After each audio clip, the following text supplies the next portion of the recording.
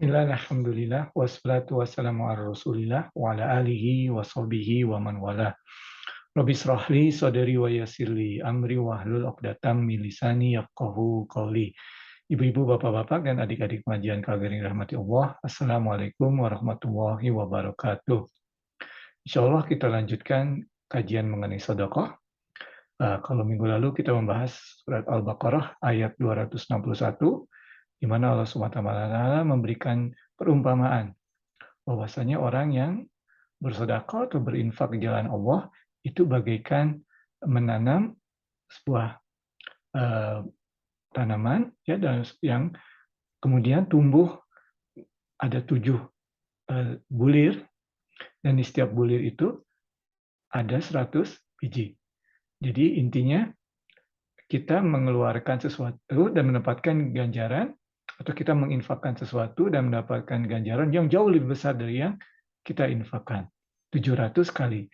Minimal 10, kita sudah bahas minggu lalu, dan bisa sampai 700 kali. Tergantung bagaimana kita, tergantung keikhlasan kita, dan tergantung apa juga yang kita infakkan relatif terhadap apa yang kita cintai. Ya, itu pembahasan kita minggu lalu.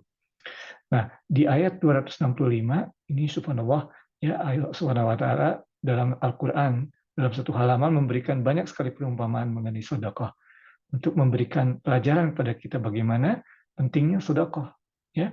Dan di halaman yang sama tapi ayat ke-265, Allah Subhanahu wa taala memberikan perumpamaan yang lain. Mari kita dalam hal ini,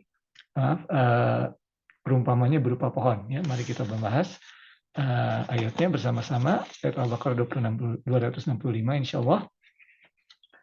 A'udzubillahi minasyaitonirrajim. Bismillahirrahmanirrahim. Wa masalul ladzina yunfiquna amwalahum. Ya, perumpamaan bagi orang yang menginfakkan yunfiku amwalahum, ya. Jadi harta mereka, tapi sebenarnya tentunya ini adalah harta Allah yang dititipkan kepada kita. Amwalahum ibtigha amardotillah, mengharapkan keridhaan Allah. Persyaratannya tadi, ya. Jadi ini orang-orang yang menginfakkan hartanya di jalan Allah, mengharapkan keridhaan Allah. Syarat yang pertama, ya.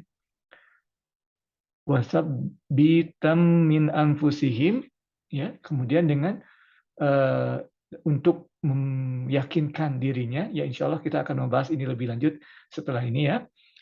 Kamasali jannatin birobwah, ya, seperti pohon jannah atau kebun, ya, kebun pepohonan atau kebun yang isinya pepohonan, ya.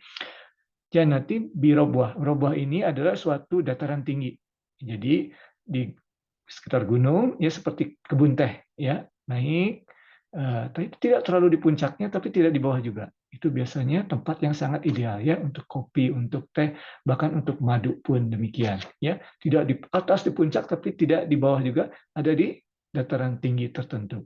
Ideal, ya. Jadi kamasli jannatin bi robwah, itu robwah, ya. Asobaha wa bilum fa'atat ukulaha. Kalau hujan lebat, maka kebun tersebut menghasilkan yang berlipat, hasil yang berlipat ganda, ya. Define, ya, berlipat ganda. Fa'illam yusib fa'illam yusibha wabilun fatola, ya. Jadi kalaupun tidak ada hujan atau sudahnya sedikit, tetap menghasilkan. Tidak sebanyak yang tadi, tapi tetap menghasilkan dibanding tidak ada sama sekali, ya. Jadi pada saat tanam orang lain mungkin tanamannya tidak menghasilkan apa-apa karena susah hujan, tapi di kebun ini masih menghasilkan, ya. Wallahu bima ta'maluna basir. Jadi Allah sangat melihat, Allah Maha melihat apa yang kamu lakukan. Nah, mari kita bahas satu persatu, ya. Jadi ini kalau yang lalu intinya tadi ayat 261 adalah kita menginfakkan sesuatu dan menghasilkan hasil yang berlipat ganda, ya. Jadi dimulai 1, minimal 10 kali, maksimal tergantung Allah bisa sampai 700 kali, karena 700 ini kalau dalam bahasa Arab pada saat itu ya artinya banyak, ya. Jadi tidak berarti ada hitungan 700. Mungkin 700, tetapi, ini banyak, tergantung rahmat Allah. Nah, di sini kalau yang di ayat 265 yang kita bahas sekarang ini, perumpamannya adalah tadi kebun di Rabwah. Jadi konteksnya para ulama menyebutkan ini adalah tidak hanya menghasilkan lebih banyak pada saat itu. Jadi pada saat kita memberikan $1, $100, dapat $1.000, atau maaf, kalau kita misalnya memberikan $10, 10 kali berarti $100, ya minimal.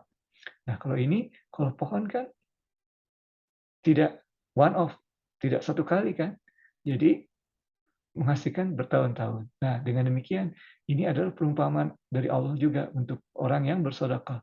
Jadi kita bersedekah pada suatu saat, tetapi kita seperti mendapatkan ganjaran yang tak pernah terhenti. Seperti pohon yang di dataran tinggi yang terus menghasilkan dari tahun ke tahun atau dari musim ke musim. Ya, pohon kan seperti itu. Ya, kalau yang sebelumnya biji dari 1 jadi 700, katakanlah, kalau ini pohon seperti pohon.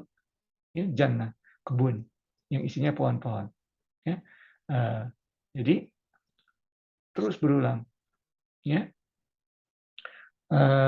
itu menurut para ulama. Jadi sumber infak infak yang kita berikan, ganjarannya berlipat ganda dan seiring perjalanan waktu. Subhanallah. Jadi itu adalah suatu encouragement juga, suatu hal yang memberikan semangat bagi kita dari Allah Subhanahu wa taala untuk memberikan sedekah. Ya. Kemudian tadi disebutkan juga wasabbit wasabbitan min anfusihim, ya. Nah, kadangkala ya tadi kan pertama syaratnya mengharapkan ridha Allah, yang kedua untuk mengukuhkan keteguhan dalam hatinya. Karena pada saat kita berinfak biasanya ada sedikit keraguan dalam di hati kita, ya.